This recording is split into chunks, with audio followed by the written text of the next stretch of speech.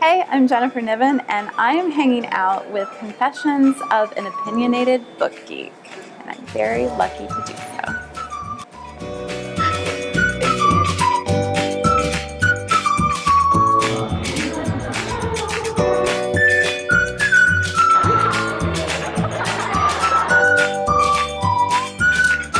All right, I would take In Cold Blood by Truman Capote because it's probably my favorite book, if one can choose such a thing. I would take To Kill a Mockingbird because it's my other probably favorite book.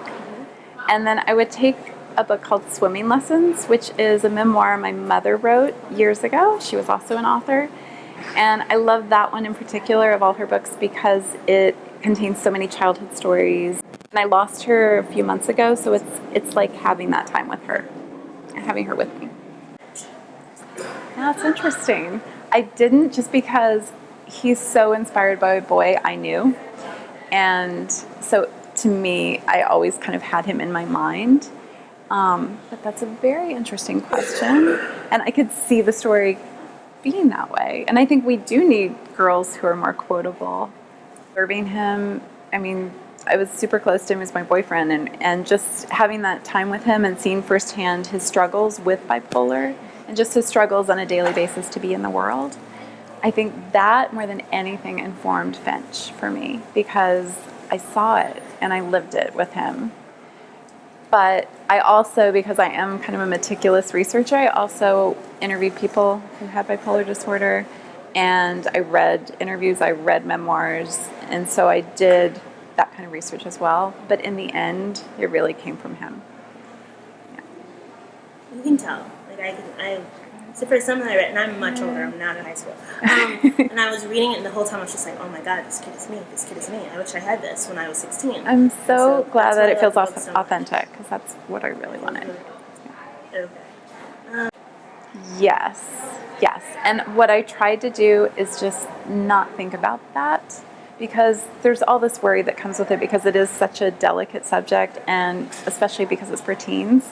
So because of that, I could easily have freaked myself out so that I wouldn't be able to write a word, but I just said, you know what, there's no pressure on you. You just need to write this and see what happens. And the more I started writing, the more it started coming out, and I thought, I just need to write the story that I knew and that I knew, and write about this boy I loved, and then I'm going to think about, before I show it to anyone, to make sure it's done responsibly. Because the last thing I wanted to do, which I did not do here, is romanticize it. I hate it when that happens, yeah.